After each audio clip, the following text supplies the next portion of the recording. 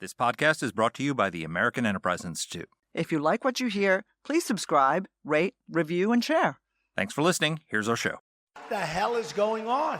What's really going on? We said, what the hell happened? You don't have to know what the hell is on it. They see what's going on. I don't know what's going on. What is going on? We must find out what is going on.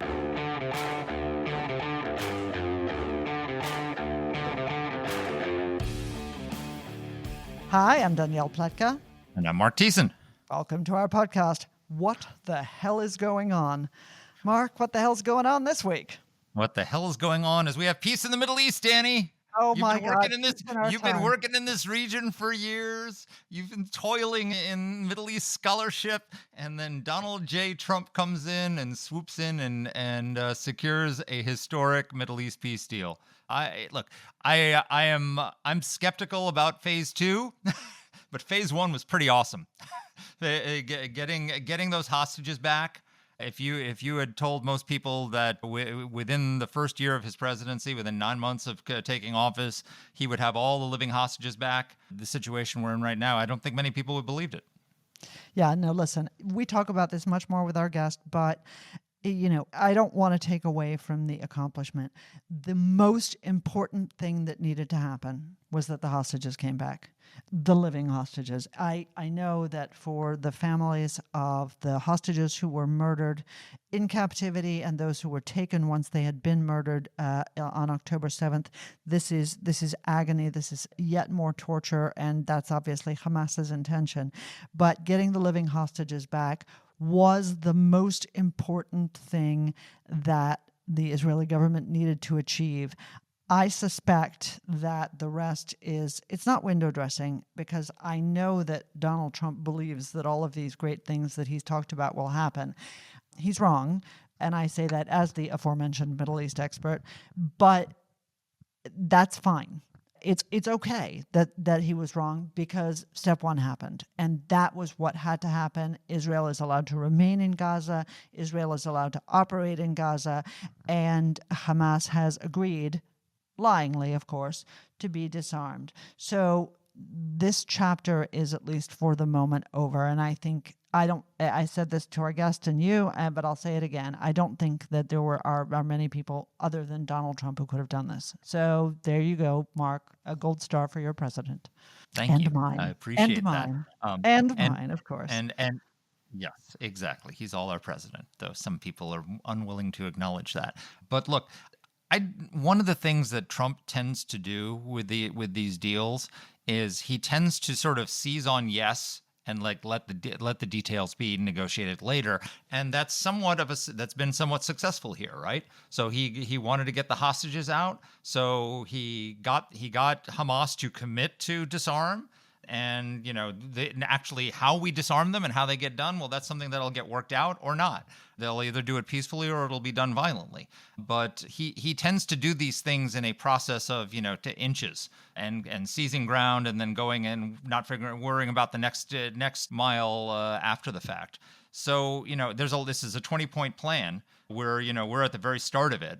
But I'm not willing to say it's not going to work. I think it's unlikely to work because I think Hamas is going to try and survive. And if you follow the plan, they're done, right? Right. They have no role in the future of Gaza. They are disarmed. They can turn themselves in and ask for amnesty, or they can, have a worse fate. That there's not a lot of wiggle room in the agreement for Hamas to continue to survive, to operate, and I think they're not going to go willingly down that path. But Trump, just as we were recording this podcast, Trump tweeted out that if they keep killing people in Gaza, he's going to kill them. So I don't know how that actually gets executed, but maybe not. He said it. We'll he said that. A lot of people didn't believe he was going to. A lot of people didn't believe that he was going to bomb Iran either. Yes, I still don't believe him. I will be very happy to eat my. You don't believe he's going to bomb Iran? No, I believed he was going to bomb Iran. I don't believe he's going to do anything about Hamas. But I hope I'm wrong. I will be delighted to eat my words. But I want to say something that I worry about.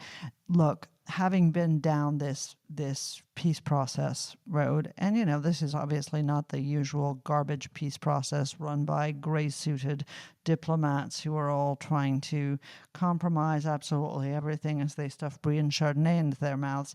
I recognize that that's not the nature of this crowd. At the same time, I remember so clearly, for example, we demanded after Oslo and after the creation of the Palestinian Authority in Congress that the Palestinian Authority comply with a whole variety of strictures, including support for terrorism, including incitement to terrorism and other things. And eventually what happened was that because the State Department and the negotiators so desperately wanted the agreement to continue to be operative, they began to lie to us blatantly about the fact that the Palestinians were in non-compliance, right? And so I worry. So when I saw the headline that I sent you, which is State Department says Hamas is not in non-compliance because it hasn't sent back the bodies that it was supposed to send of the dead hostages, my feeling was, oh my God, I don't want to do this again. Now, I think these people are better, and I think Trump has a way bigger bullshit meter than our previous presidents, but I do worry that there are going to be a lot of shaving around the edges in order to make it seem like this is going well when it isn't. Yeah, I don't know that Trump's going to do that. I think that he doesn't want to declare them out of compliance right away, and so he's sort of bending over and waiting for them to giving them an opportunity to comply. I don't know why Hamas has a interest in keeping the bodies of the dead. I mean, it truly may be that they buried them and forgot where the hell they buried them, and because they didn't give a crap about them. Bullshit. And finding them is finding them might be difficult, and whatever. The point is, his approach tends to be give people a lot more leeway than we would give them, but then it's at some point there's a line which you don't cross. And so where is that going to be in this agreement? I don't know. But I'm not terribly exercised by the fact that he's not declaring them out of compliance already. It's only been a couple of days. Okay, well, let's see and how I it agree with unfolds. you. Let's see how it unfolds. And let's turn to our guest because Yes. he's amazing and we have so much to talk about. So everybody remembers we've had Dan Senor, one of our favorite guests, on before, in addition to being the host of his own absolutely fantastic podcast called Call Me Back. He's the co-author of 2 best-selling books. He also actually has a day job. He's the Chief Public Affairs Officer at Elliott Capital Management, another fantastic and super interesting company. He was a senior advisor to the Romney campaign, to the Paul Ryan. He worked in Baghdad when I remember him in the George W. Bush administration. He's got a great basis of knowledge, and you're going to love our conversation. And he's about to live in East Berlin in New York City. Here's our interview. Well, Dan, welcome back to the podcast. Great to be with you guys. You asked the question, what the hell is going on? There's a lot. There's a lot of hell going on. Well, give us the hell. What the hell is going on? Wow, where do I begin? It's a hell of a week. Hell of a week. I remain cautiously optimistic. I think the war ended with winners and losers. I think Israel was a winner. I think the Palestinian people are potentially winners. I think that much of the Arab world is potentially a winner. I think Hamas is a loser, and I think much of Europe and Canada are losers in all of this. So that's my headline. That was true Yeah. before the deal, Dan. But this put an exclamation point. It double, triple underlined. Yeah, they didn't need the hell of a week to have their loser status put in neon lights. My favorite moment of the Sharm el Sheikh event was when Trump said, "Where's the UK?" and Starmer came up. He was going to speak, and he's like, "Good, glad you're here." And then turned back to the microphone. When he went to Prime Minister Carney, and he kept referring to him as the President of Canada. And Carney came up to him and on off mic, although you could pick it up, said, you promoted me from Prime Minister to President. I got a promotion. And Trump says, at least I didn't call you governor. Oh, I love it. So All right, but Dan, this is it's a complicated week, and Mm-hmm. I think, on the one hand, Annie, you want to get serious so quickly. Celebrate a little bit first, no, right? I'm going to. You're I'm both going Jews. to. You got to do the hora. You got to, the Jews know how to celebrate. Let's celebrate first. Let's talk about the good first before we get into your complications. Do you want First me of to say all, the good? Do you want me to Yes. say the good? say Yes. the good. All right. But before Danny rains on the parade, the good And I'm is the Catholic on the podcast who wants to do the Yeah. hora. Okay, exactly. Now we know we have a real problem. No, I mean the good is Israel. I mean, I have to boil it down. Israel got all the living hostages back. Hopefully, they also get all the remains of the deceased hostages. But they got all the, God willing. I mean, that worries me how that process plays out. But they got all the living hostages back, and the IDF is still in 53% of Gaza. Never in the last 2 years has Israel ever been presented with a ceasefire that involved getting all the hostages back, all the living hostages back at the front end, while the IDF remains in a considerable part of Gaza for the foreseeable future. Now, there's a lot to play out, and there are a lot of things that concern me, and there's a lot that can go wrong. But those two core pieces, I think, were extremely important. Listen, I agree with you, and I was about to rain on your parade, and I'm going to rain on a lot of parades because I've been in. Bring it. As I wrote on our Substack, I've been in this business too long to ever be optimistic about things happening in the Middle East. I'm just surprised when good things happen and happy. But look, the release of the hostages is amazing, and I actually don't think anybody but Donald Trump could have done it, and I think he showed the kind of leadership that is necessary. Sometimes you don't want to speak diplomatically to the Qataris. You don't want to speak diplomatically to the Israelis either. You want to tell them, here's the deal. You're going to do this, or these are the consequences. And I suspect that was a big part of his conversation. And it's great. And it's a joy to have them back after more than 2 years. I think the issue of the bodies will eventually get worked out. I'm not as sanguine about that. But what I guess I really wonder about, Dan, is what's next? So there's a 20-point plan.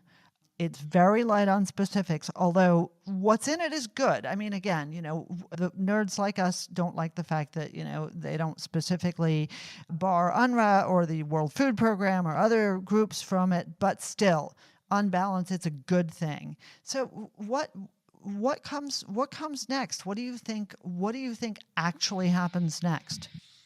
The question for me, the most important question next, is understanding how disarmament and demilitarization is going to happen in Gaza. Because right now we're watching Hamas summarily execute a lot of Palestinians in their effort to send a message to the Strip that they're back in charge. And that's obviously bad news both for innocent Palestinians. It's amazing how the world seems. I haven't seen any declarations or reports being issued by Human Rights Watch I haven't seen any protests about college campuses or any, the congressional Democrats expressing deep concerns about the Palestinians that are being killed in Gaza right now. I guess they care a little less when it's Hamas killing Palestinians rather than Palestinians being killed in the crossfire in a war with Israel. But that's a separate subject, I guess, for another day. But I do worry that Hamas is going to drag its feet and really retrench, and in an effort to head off the disarmament and demilitarization of Gaza. And I haven't yet heard a very concrete, practical plan for how that happens, which is to say, who is going to go door to door and remove these Kalashnikovs and RBG launchers from these 16 and 17-year-old male Hamas fighters. Who's going to do that? The IDF's not going to do it, obviously, as part of this deal. So it's got to be someone. And I'm not sure this international stabilization force that will be populated by some combination of Emiratis and Egyptians and other third-party countries, I'm not sure they're going to be rushing to go door to door to do that. So that worries me. And the other thing that worries me is the demilitarization piece, which is, as we know from this massive labyrinth of tunnels in Gaza, there's real weapons production capabilities. I'm less concerned about weapons being smuggled into Gaza, but I am concerned about the production facilities, the manufacturing facilities for weapons that exist still in Gaza that weren't taken out, and all that. Those are going to have to be addressed. So who's doing that work? That among the specifics, Danny, that have not been spelled out in terms of how they're going to be addressed, those are the two that worry me most in terms of what has to happen next. I'm sure we'll hear about a plan for providing some kind of civilian authority and this board of peace and the providing essential services to the God. We'll hear all about that, and I'm sure it'll go through all twists and turns, and things will go wrong and things will go right, and that'll play out. To me, the real question is Hamas is now in a race to reassert itself in Gaza. They had two currencies with which to maintain their grip over Gaza. One were the hostages. The hostages gave them tremendous leverage inside Gaza because it gave pause to the IDF in terms of how it operated in Gaza, and it sent a message that they were kind of really the ones in control and in charge. The hostages are gone, and their other currency is weapons. And I want to know who's taking away their weapons. Well, so how does Hamas play this? Because so what I think is the genius of the plan is that it front loaded the hostage release, right? So Trump cornered them to a point where he got Israel, the entire Arab world, everybody on board with this 20-point plan, and Hamas had no choice but to accept it because they would be completely alone and isolated. So, and it was front loaded with the hostage release. So that's their main leverage, right? Their weapons, I guess it's leverage, but we've seen that Israel, if Trump said the other day, if they don't disarm, we'll disarm them. Now, I don't know who. But what he does means that by mean? we. I don't know, but I don't know what it means. But I would think it means either the U.S. or if not the U.S., the IDF. And I mean, Israel could go right back in and do that. I would assume it's either the United States or the IDF. And Israel. Could I hope it's not the United them out, States. too. Let's start with that. Yeah. I hope it's I not agree the with United that. States, because if we're just being blunt here, as I know we can do, the three of us, even on a good day, the effort to disarm Hamas is going to involve casualties by whoever's doing it. It's not like Hamas is just going to quietly, instruct its members to just hand over their weapons peacefully and quietly. So there's going to be casualties in some form, and the U.S. should not be involved with that and should not be suffering casualties. And I think the IDF, obviously I don't wish upon the IDF having to bear the sacrifice and the burden of that, but another issue is that the IDF going back in and dealing with disarming is basically signaling in some way that the war is back on. And for a variety of reasons, I think that's a bad idea. So the question is, who are these third parties that have all signed up with Trump to say we're going to help? And, are the Egyptians willing to do that? I don't know. I doubt it's the third parties, or at least. But again, we have a model of how to disarm someone with a combined IDF U.S. operation. It's called called Midnight Hammer. I mean, you can have a combined operation where the Israelis are on the ground and doing the bulk of the work, and the U.S. can come in with discrete capabilities to take out tunnels. I mean, we have bunker busters. We could destroy the tunnels if we know where they are. There's options. There are US options. ground troops. Right, but I mean, obviously, taking out Fordo is different than a densely populated urban area. Will the U.S. and Israel be prepared in pursuit of this? That'll involve what you just described. I suspect massive civilian casualties. Or a warning to get out first. Right, yeah. Look, you're right. There are options. None of them are pretty, and they haven't been spelled out yet. So that is. So if I work down the 20-point plan, as Danny said, I mean, I like most of the points in this plan. I'm not really focused on the entirety of the list and how we get from A to Z. The way I think about this is like one step in front of the other, right? One step was getting the live hostages back. Okay, we got the live hostages back.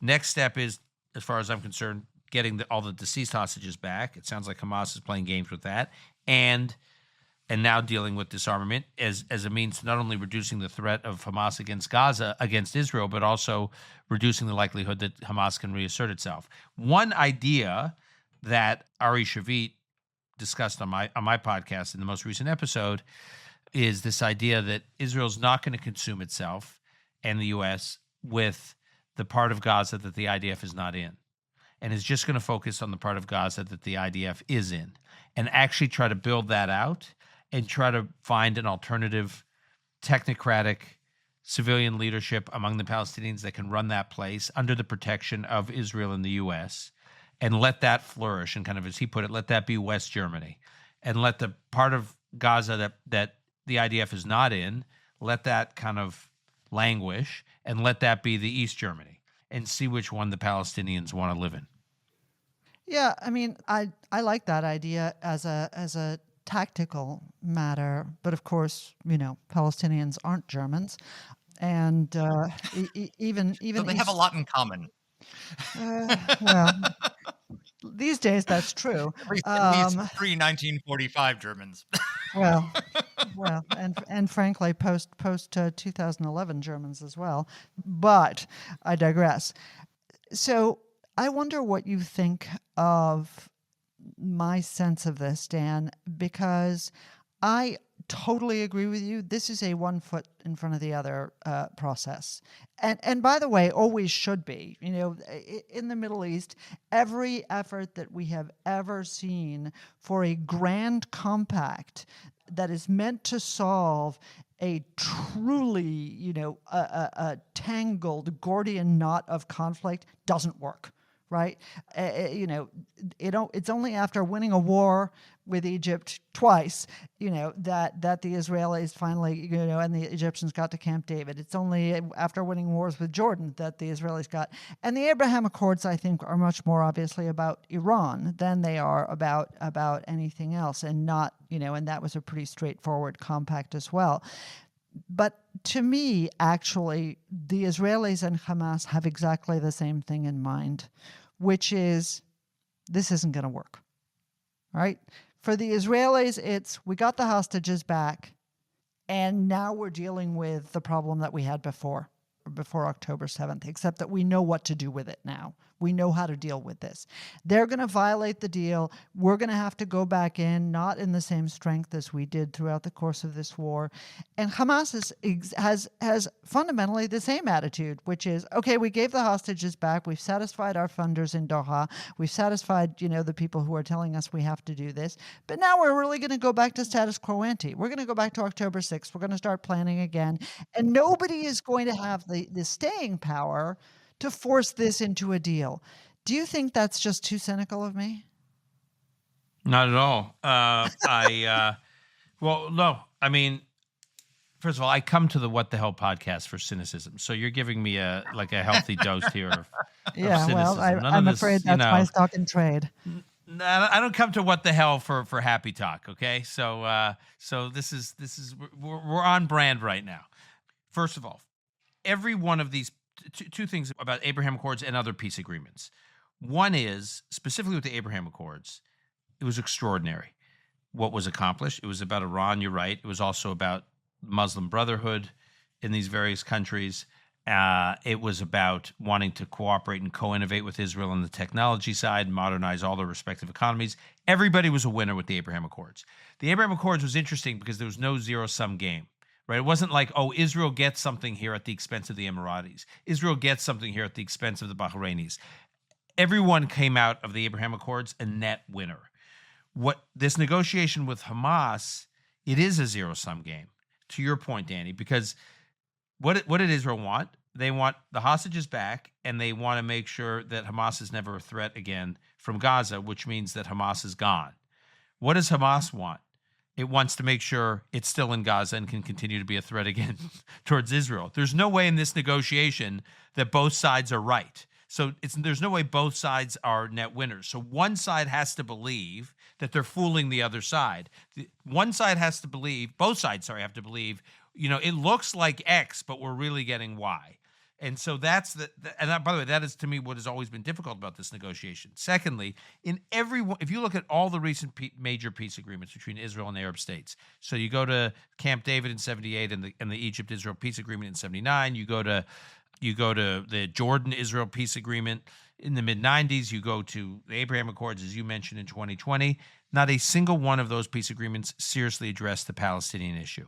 I mean, it was technically in the Camp David agreement, but it was this long-term horizon, multi-year, some plan, some vision for increased Palestinian autonomy, but it wasn't really addressing it.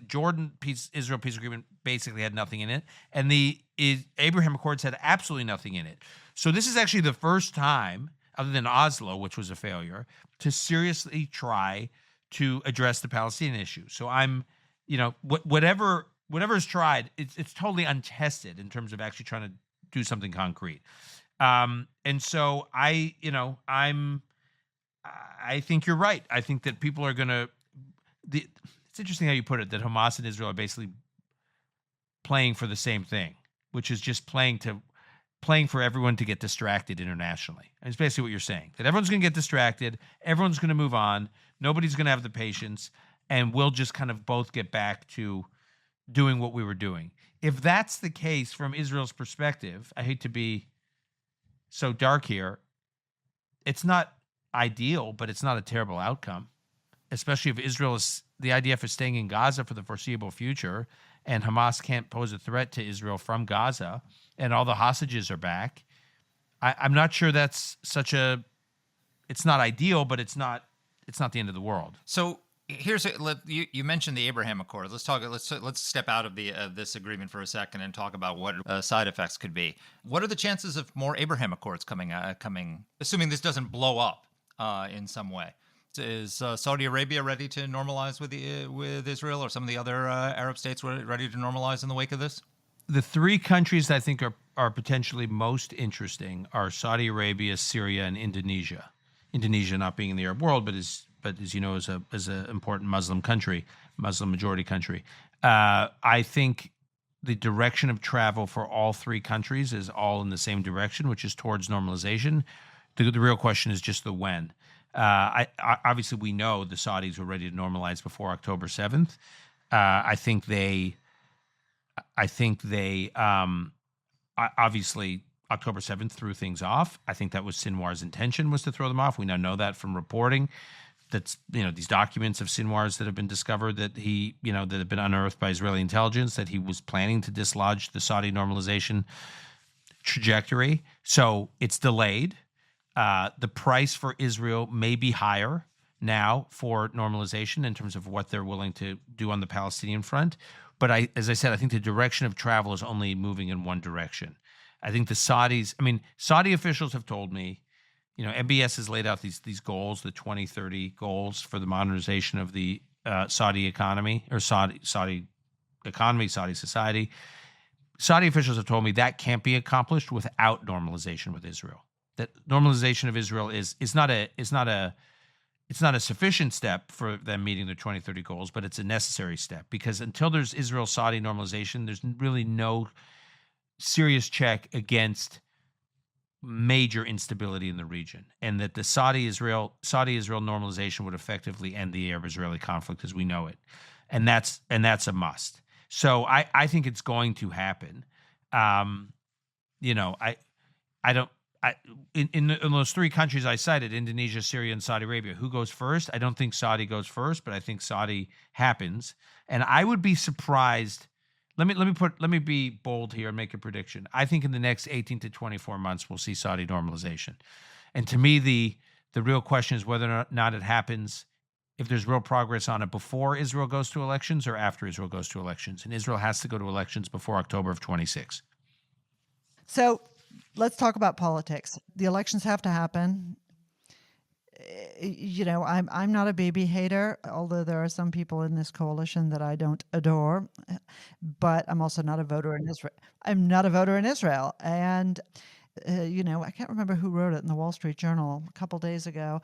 If you had said that the hostages were going to be released and that Hamas was going to agree to be disarmed, people would have told you that you were smoking crack.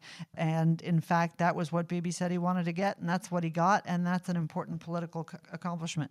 So what do you think is going to happen in Israeli politics? And then afterwards, I want to ask you about the Islamic Republic of New York. It's so easy to say that when you don't live here. I have to live with this. I'm an expat New Yorker, so I don't have to live with it, but I care. It's especially painful topic.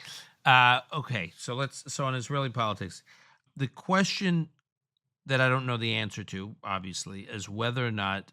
So Netanyahu decides, obviously, when Israel goes to elections, assuming now by Israeli election law has to happen by October of 26.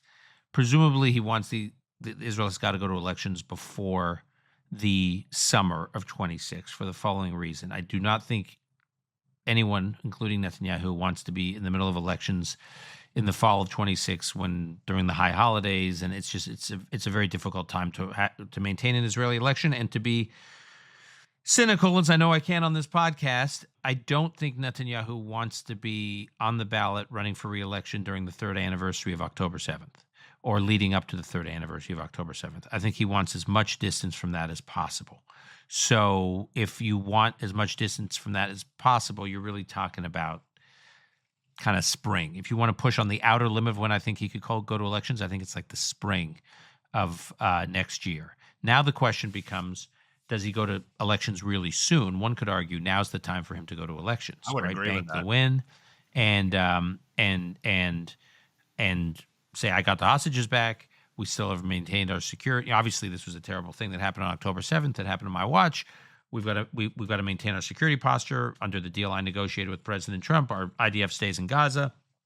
We got our hostages back, and only I could have taken down the proxy system, the Iranian proxy system, and defeated the Ring of Fire, et cetera, and go to elections on that, and say I'm the only one now who can take all this political capital and this track record and lead the campaign and be the architect of the campaign to normalize with Saudi Arabia and make the election about that. Basically run on who do you trust now to normalize Israel's relations with Saudi Arabia. That is one way he could go to elections if he goes now. The other way is, which is Bibi's usual instinct, is to just push things off as long as he can until the last possible minute. And if that's the case, he just waits. And the challenge with that, waiting kind of till March, April, May, is he then has to be in office while all the messiness of the implementation occurs. And as Danny, you and I just discussed, the implementation is going to be really messy. And is it almost better off the high of this most recent, quote unquote victory, that he just goes to elections without having to be held accountable for implementation? I don't know how he's thinking about it. My sense is he'll push it off. Just if how he's operated for the entirety of his career in politics has always tended to push these things off. Right. So I think he'll push it off. And then the question is, what are the electoral dynamics? I have no idea. I twist and turn and go back and forth on this all the time because it's so hard to make sense of how a country goes to an election, any democratic country, when they've been through such a seismic shock, right? If you would have told the three of us in September of 2001, not only would George W. Bush get decisively reelected in 2004, but that Republicans would defy historical odds and win the midterms just a year after September 11th. I mean, in retrospect, it makes sense why, but at the time, you would have thought, "Oh my gosh, this happened under Bush. This is such a setback." How does someone go to reelection, or how does his party go to reelection after such a big setback? The global financial crisis, right? I mean, that actually made sense that the Republicans lost in 2008 because the Republicans have been in charge. The global financial crisis, COVID. You think about these seismic events, it's just so hard to predict. The Yom Kippur War in Israel before October 7th, that was the biggest political shock in Israel's history, was that they were after the high of the 6-day war, just 5-6 years later, they were completely caught off guard and surprised. After the triumph of the 6-day war, they were surprised in the Yom Kippur War. And it was a huge humiliation for Golda Meir and her team. And yet people forget she was reelected in 74. She later obviously had to pull out of politics and labor, then lost in 77. But she got reelected in 74. Who would have thunk it? So trying to predict how these things play, the question is Bibi the guy who was in charge and therefore owns October 7th, and that's just it, like full stop, and there's no way around that, then one would think that he's not going to be the prime minister after the next election. Or is he the guy that was prime minister and it happened under his watch? But the reality is the entirety of the Israeli political and security system was complacent. Everyone in the years leading up to October 7th were at various points in various seats of power. Naftali Bennett was defense minister during previous governments. Yair Lapid was economy minister. Yair Lapid was prime minister.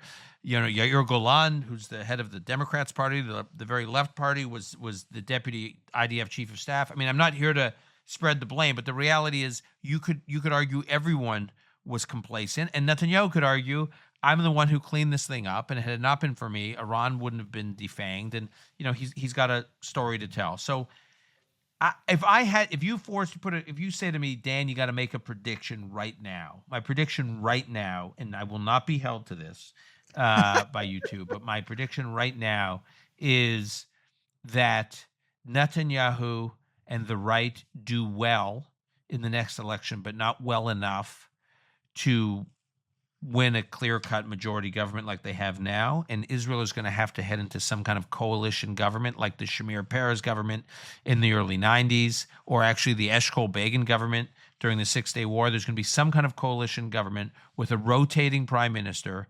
rotating premiership, and someone else will be prime minister in the first part of that arrangement, and Netanyahu will be the second. They won't let Netanyahu be the first prime minister, and so he'll come in like a year and a half later. There'll be some kind of arrangement where, and that's if Likud and the right get something like 54, 55 seats, not enough to form a government, but enough to be a major force, and no one else can form a government. I could see him in some kind of big multi-party coalition government. If you ask me to make a bet right now, that's my bet. So I said I had another question, but actually I don't want to take it to New York yet. So Mark, you go ahead. Well, just breaking news, Donald Trump literally just put out a Truth Social. If Hamas continues to kill people in Gaza, which was not the deal, we will have no choice but to go in and kill them. Thank you for your attention to this matter. So that's where the president of the United States is right now on this issue. But back to politics.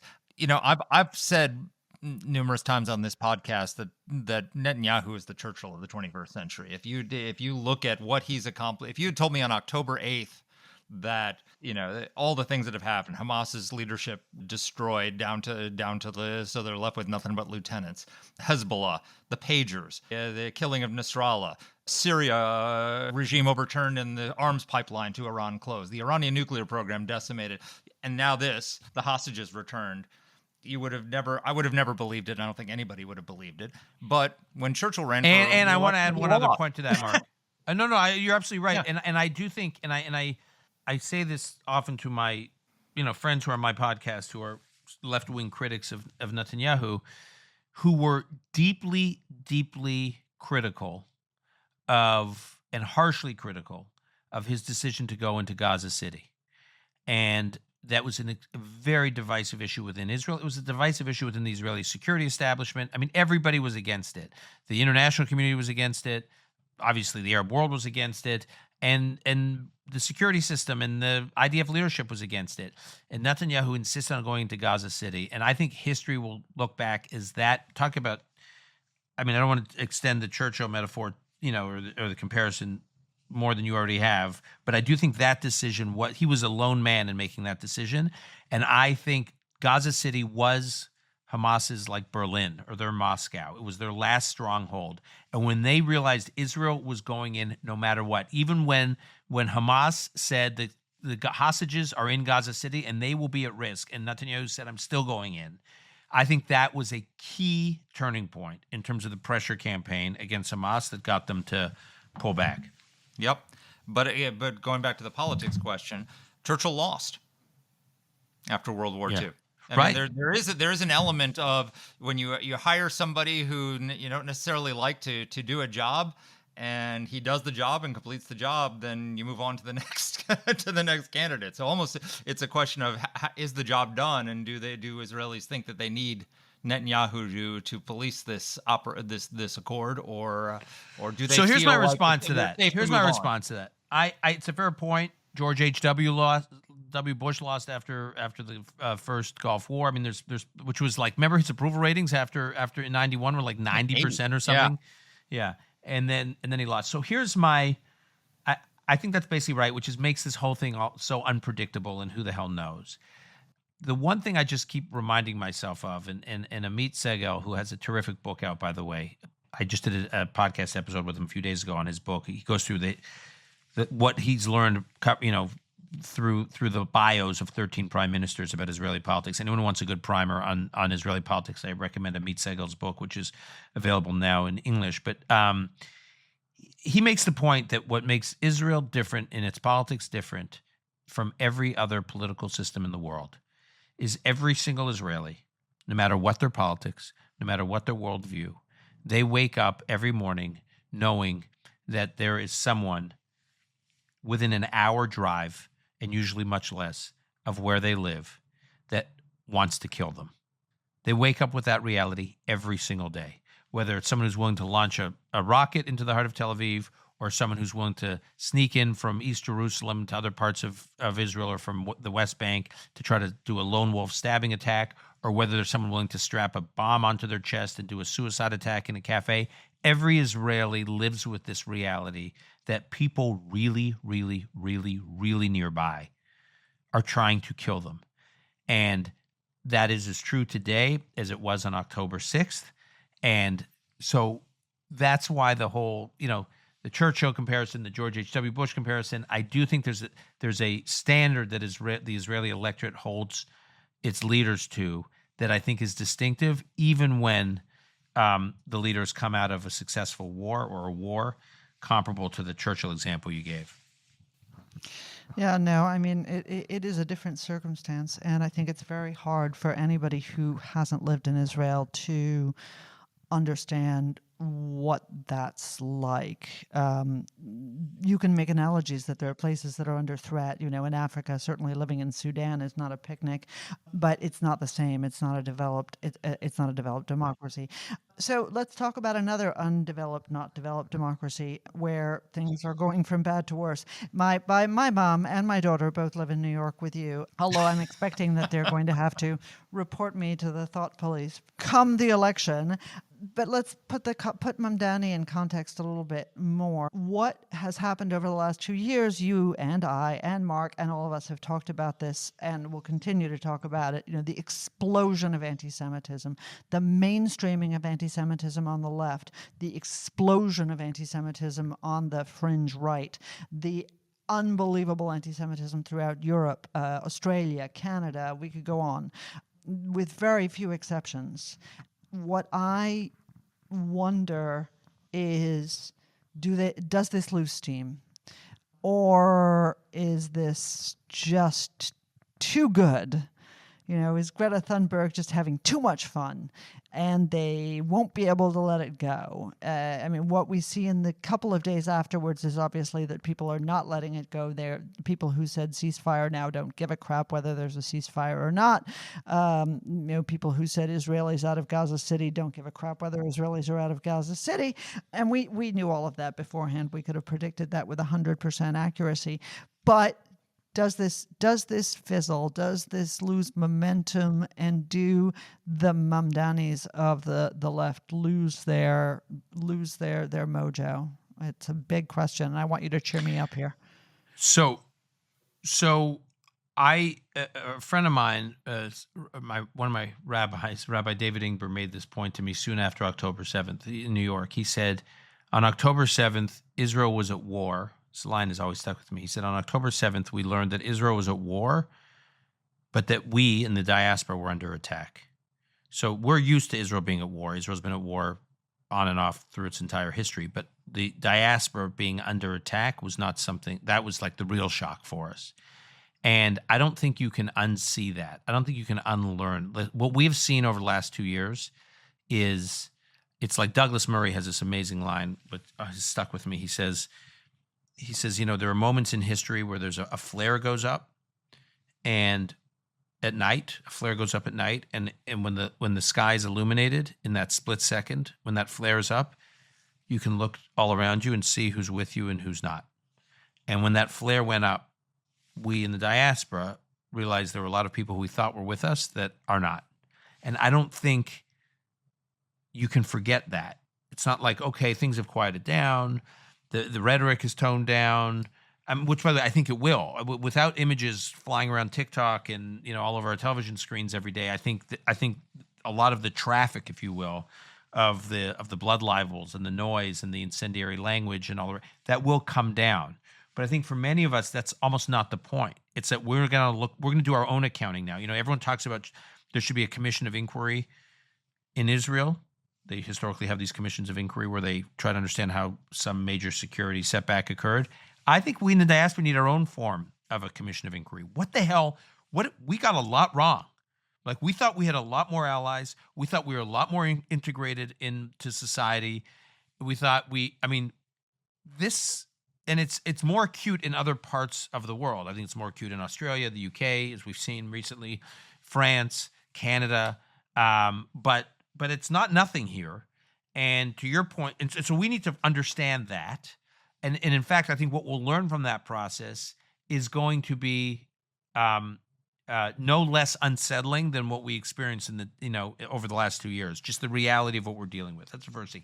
The second thing is the Mamdani dynamic is bizarre to me because he is clearly making an effort right now to moderate on a number of issues as he heads into this election in just the three plus weeks. He is clearly moderating on issues, trying to come off as a little less threatening, except for one issue, which is the Jewish community in Israel. It is like he is dug in. Now, that either means he's deeply ideological and he cannot be moved on it, or he thinks with the general electorate, or at least he's testing with the general electorate, not the primary electorate, but with the general electorate, his anti-Semitism is a feature, not a bug. And that he actually thinks it is a net positive for him and he's not moving away. I don't know which it is, both of which are equally scary. But what is most worrisome for me, not only as a Jewish resident of New York, and I'm, and I can walk you through, because I've been thinking about practically what him being mayor could mean for Jews in New York. And it's, there's a lot there that's worrisome. But I also am curious what lessons the National Democratic Party takes from this, right? The National Democratic Party now, he's going to be the most dazzling star in the Democratic Party nationally. He can't run for president, but he still will have that like Obama, after the 2004 convention where people look at Mamdani and say, wow, if I can only communicate with him. And he was such a star on social media and he's a way of communicating and he's so charismatic and he's young and he's this and he's this and he's this. And he's deeply hostile to Israel and to the Jewish people. And the message the Democrats take from that is, okay, that's okay. We no longer have to suppress our hostility to Israel because it could hurt us politically. Now it's a winning issue. Like, I'm really worried what the Democrats nationally take away from the Mamdani experiment. Well, I hope, to be honest with you, Dan, that they take away from the Mamdani experiment that this is the model we should follow, because you've got a democratic socialist running in the most easy to say, the guy who doesn't live in New York City. The most left-wing city in America, running against a disgraced former governor in a divided field with a governor who most New Yorkers think killed their grandparents, and probably rightly so. And try and do that in Michigan, try to do that in Georgia, try to do that in Nevada. I hope they take the lesson that Mamdani is the wave of the future, because they're going to lose catastrophically everywhere they go. Not in Michigan, they won't. So, Not in Michigan, they won't. Yeah, well, in Dearborn, but not the whole state. We won Michigan last time. I know, Dan. Anyway, you have Dan, we know you have to go. Yeah, I just want to say, can I end this? Otherwise, I say this Disparaging. respectfully, this depressing conversation. Yeah. Can I? This reminds me of a story I heard this rabbi once tell. He says, "What's the definition of Jewish optimism? Jewish optimism is when someone says things could not get any worse, and the Jew responds, yes, they can." So that's Jewish optimism. That's how I feel about this conversation. No, I will end on two high notes. All right. One is, Danny, coming back to what you and I were talking about earlier about the one step in front of the other. I think the genius of what Trump did in this deal, and I know people will recoil about me talking about Trump's kind of strategic geopolitical genius here, but I think his genius, Not me. if there's one thing we could focus on here, is that many of the negotiations over the last 2 years have broken down when Hamas would agree, get the headline, yes, we agree to a deal. And then they would say, yes, but. And then the but would always be the details that would kill the deal. And it was obvious that they just wanted the headline and looked like they were being constructive, and they had no interest in being constructive. And their demands in the details were non-starters. And that's been a theme literally at every stage of the negotiations over the last 2 years. What happened in this deal, which Hamas would never agree to before until Trump and Netanyahu, but really Trump, insisted on it, was all the hostages out front, all the hostages on the front end, which Hamas was just strongly against. And once Hamas said yes to that, Trump banked it. He said, we'll deal with the but later, but I'm going to grab the yes. I'm going to take the yes, get those 20 hostages back. So, the one step you take, you take whatever progress you can get, and then you kind of deal with what's next. So we should keep in mind that while we can sit there stressing and having Talmudic debates over what the implementation of all these details are, and they need to be, deliberated over, the one step in front of the other right now is useful so long as Israel can meet its minimum security standards requirements, A, and B. And this is the most important thing, and I feel like I have not been hammering this point enough, and so I'm going to do it with you guys. What has not gotten enough attention is how effective it was when it was projected to the world that there was zero daylight between the U.S. and Israel. That is what has happened over the last few months, that there was zero daylight, that Trump and Netanyahu, yes, they quibbled about this and that, and yes, they could have a bad phone conversation. Who cares? The message was, whether it was what Israel did in Iran with the U.S., what Israel getting the green light to go into Gaza City, the U.S., that Israel was not going to be restrained by Washington. Israel was not going to be pulled back. And I think once Hamas and those supporting Hamas realized that Trump was almost to the right of Bibi on how to deal with Hamas, that created its own dynamic. And I hope it's a lesson that future policymakers take who really want peace and are not just like being performative about wanting peace, but really want peace, that zero daylight between the U.S. and his allies is the secret sauce. Well, Dan, as the Catholic on the podcast, I love having Talmudic debates with you. And one last thought on New York. My favorite story about New York politics is when my favorite mayor, who I grew up with here, Ed Koch, was running in the Democratic primary and lost to David Dinkins. And they said, Mr. Mayor, will you ever run again? And he said, no, the people have spoken and they must be punished. That is how I feel about the Mondani election. And you're welcome to move to D.C. and live. You can jump over the Berlin Wall and live in freedom anytime you want to, Dan. You don't have to live in New York. You don't have to live in communism. Just promise me you'll send letters to the Gulag. Just please when I'm there. Absolutely. We will Yeah. send you little scraps of Pravda calling it the evil empire so that you can at least be encouraged like Natan Sharansky. The people outside remember you. All right, guys. Good being with Dan, you. as always. Thank you. It was a pleasure. Thank you. Take care. Ciao. So I want to go back to the topic that we've discussed many times recently, but it's sort of sparked by this conversation. And it's both the discussion we just had about the radicalism and the anti-Semitism here in New York and in the United States, and the rabid anti-Semitism that exists in Gaza. Is that we need de-radicalization, and that's part of the 20-point plan is de-radicalization of Gaza. We need some de-radicalization in New York City too, and in London and other places. That, I think, is the key to the entire agreement, either rising or falling, and it's the hardest part, because you see the response as Israel pulled back from the parts of Gaza where it pulled out, and all of a sudden these people running around, some non-emaciated people saying, "I'm a Holocaust survivor," ha ha ha, and just absolutely having a party of anti-Semitism and showing their hatred of Jews and all the rest of it. I don't see any signs that there is in the wake of this peace, there's any sense in Gaza that we really need to change our ways, or this could happen to us again. Yeah, I'm afraid you're right. Look, and of course, part of why we don't see that is because their sponsors in Ankara, our NATO ally Turkey, and in Doha, our Qatari friends who have a security agreement with the United States are going to continue to support the ideology that underpins it. This is the Muslim Brotherhood. You know, the Muslim Brotherhood has its murderers and its suicide bombers and its rapists and its kidnappers in Gaza, but it has its ideological backers and financiers in Qatar and in Turkey. And that is fundamentally the problem, is that we can try and get rid of these people, and we can try and make sure that UNRWA isn't there spreading the Islamist gospel, and we can try and make sure that other, enablers of Hamas are not allowed back. And I hope that Marco Rubio is really on the job there. I'm a little nervous about that.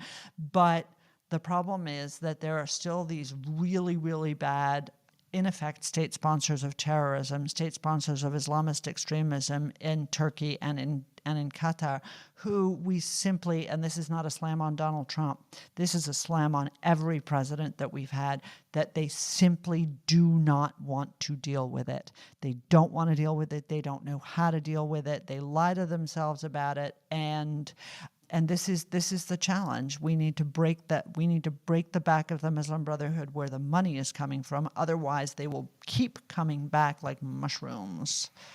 Yep.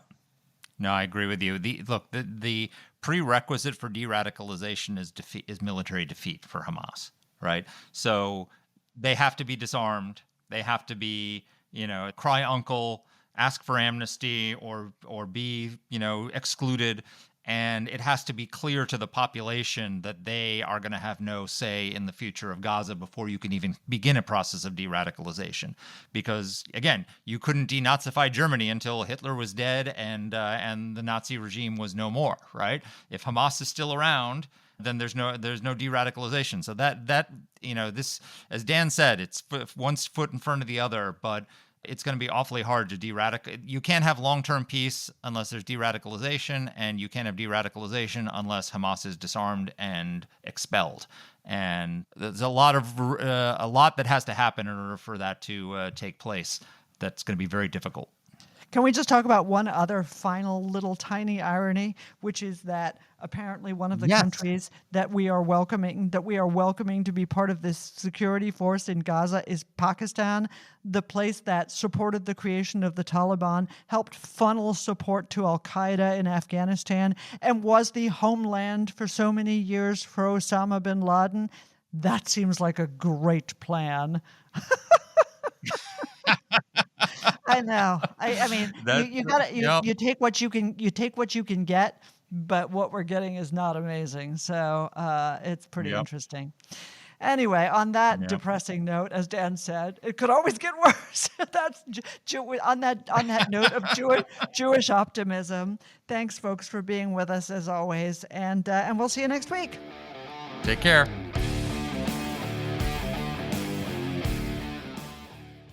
Let us know what topics you'd like us to cover. You can get in touch with the show by emailing us at whatthehell@aei.org. Or you can reach us on Twitter. I'm at @dpletka. And I'm at Mark Thiessen. That's Mark with a C.